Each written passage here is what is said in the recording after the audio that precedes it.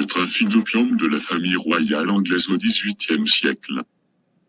Avant d'entamer ce sujet sur l'Angleterre, clarifions, d'abord, quelques concepts.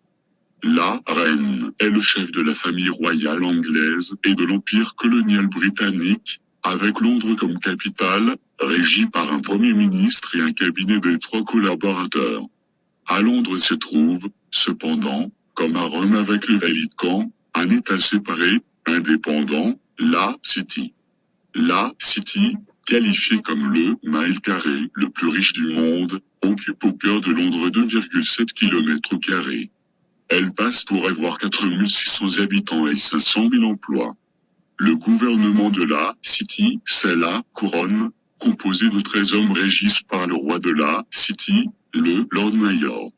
C'est là que se trouvent les plus riches et les plus puissantes institutions économiques d'Angleterre, comme la Banque d'Angleterre contrôlée par Rothschild, la Lloyds of London, la Bourse de Londres, les bureaux de concerns commerciaux à la renommée internationale ainsi que la Fleet Street, le cœur du monde de la presse et de l'édition. La City ne fait pas partie de l'Angleterre. Elle n'est ni sous le contrôle de la monarchie, ni sous celui du Parlement britannique. La City est le véritable gouvernement de l'Angleterre, puisque la reine comme le Premier ministre relève du Lord Mayor et Elizabeth. Le Premier ministre et le cabinet font croire qu'ils dirigent le jeu alors qu'ils ne sont, en réalité, que les pures marionnettes de la City. Quand la reine rend visite au Lord Mayor, celui-ci vient l'accueillir au Temple Bar, porte symbolique de la ville. Elle s'incline et demande la permission d'entrer dans son état privé souverain. Il lui accorde l'entrée en lui présentant l'épée de l'État. Lors de telles visites d'État, Lord Mayor est d'autant plus rayonnant dans sa robe d'apparat que la tenue de service de la suite royale est modeste. Lorsqu'il accompagne ensuite la reine à travers la ville, celle-ci marche à 2 pas derrière lui. C'est à William Patterson qui était un agent de la City que nous devons la fondation de la Banque d'Angleterre, comme nous l'avons déjà vu.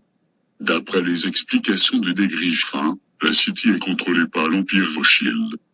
Pour éviter des malentendus, il nous faut savoir qu'il existait en Grande-Bretagne 2 empires qui agissaient séparément. L'un fut l'empire colonial britannique sous la direction de la famille royale, l'autre l'empire de la couronne. Toutes les colonies peuplées de blancs, l'Afrique du Sud, l'Australie, la Nouvelle-Zélande et le Canada, étaient sous l'autorité du gouvernement anglais. Toutes les autres colonies, l'Inde, l'Égypte, les Bermudes, Malte, Singapour, Hong Kong, Gibraltar et les colonies d'Afrique centrale étaient la propriété privée de la couronne, désignées comme les colonies de la couronne. Cela ne signifie pas, cependant, qu'il n'y avait pas de coopération. En agrandissant ces colonies anglaises, la compagnie britannique East India Merchant Company, BEIMC, accumula une fortune géante grâce au trafic d'opium. La BEIMC fonda l'Inland Mission, dont la tâche principale était de rendre dépendants de l'opium des travailleurs chinois pauvrement payés et de créer ainsi un marché pour écouler leurs marchandises. La famille royale britannique se félicita tant et si bien de ces immenses profits qu'elle se mit à coopérer avec la BEIMC. La maison royale se mit à imposer les producteurs d'opium en Inde. Des quantités colossales d'opium furent embarquées en partance des Indes sur les Chinata Clipper et 13% environ du revenu économique de l'Inde, qui était sous la domination de la couronne, était obtenu par la vente du pur opium bengali en Chine, là aussi sous contrôle de la couronne. Certes, la maison royale ne voulait pas que ce coin d'ombre apparaisse au grand jour. C'est pourquoi ils y impliquèrent les services secrets britanniques, le British Military Intelligence Department, MI6, et le Secret Intelligence Service, SI. L'existence du MI6 remonte à la reine Elisabeth RE lorsque Sir Francis Walsingham devint trésorier du département d'Irtitric du MI6. Après des siècles d'expérience, le MI6 compte parmi les meilleurs services secrets du monde.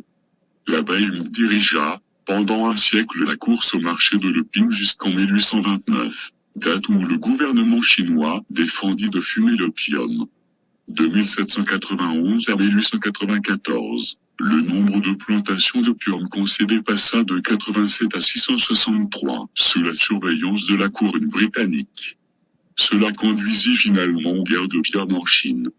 En 1729, la Bank fonda le Comité des 300, Committee of 300, qui traita d'affaires commerciales et bancaires internationales. Le Comité des 300, appelé aussi les Leaders de la City, est aujourd'hui une des organisations secrètes les plus puissantes et vise un gouvernement mondial unique. Ce comité des 300 mit au point, plus tard, des tactiques pour passer outre la loi chinoise anti-drogue. Lorin Chap fonda la Société de navigation à vapeur PEO. Il fut, en fait, le fondateur de la Banque de Hong Kong et de Shanghai, qui fut une couverture pour le trafic d'opium. D'autres banques britanniques mêlées au trafic de drogue étaient The British Bank of the Middle East, Midland Bank, National Westminster Bank, Barclays Bank, The Royal Bank of Canada et Baring-Ruther Bank. Toutes ces banques sont reliées par le Comité des 300 aux banques Rothschild. Lors de la construction du chemin de fer Harriman, qui devait relier la Californie à l'est des États-Unis, on embarqua pour ces travaux des milliers de travailleurs chinois à bon marché. Beaucoup parmi eux étaient des opiomanes, c'est ainsi que s'étendit le marché de la drogue aux États-Unis. Harriman fonda son empire du chemin de fer grâce au prêt de la N.M. Rothschild et son banque à Londres. Il y a de bonnes raisons d'en conclure que ces opiomanes chinois ont été embauchés dans le but d'étendre précisément aux États-Unis le marché des stupéfiants. Remarque sur la situation actuelle.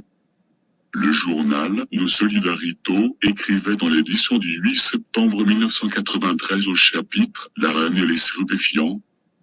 Voilà un fait bien rare, une surprise assez extraordinaire et agréable que de trouver, pour une fois, dans la presse britannique des nouvelles assez proches de la vérité à propos de la famille royale.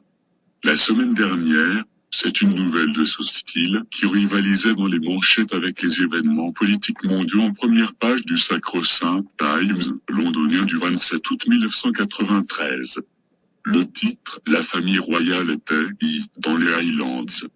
L'article qui se référait à un rapport soigneusement étudié du magazine écossais Léopard dévoilait que drogue et stupéfiants faisaient partie sous la panoplie de la famille royale britannique.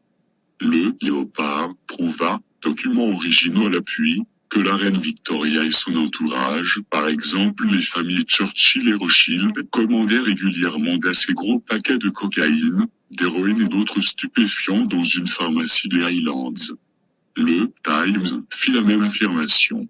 Il formula avec délectation, la reine Victoria, monarque au visage sévère, connue pour cette phrase, ça ne nous amuse pas du tout, paraît avoir commandé pour la maisonnée royale dans sa résidence Balmoral, en Écosse, assez de cocaïne et d'héroïne pour maintenir dans les hauteurs toute une vallée écossaise des Highlands. Les pièces justificatives de les pharmacies montrent que les personnages royaux et leurs invités fournissent régulièrement et en grosse quantité en solution de cocaïne et d'héroïne.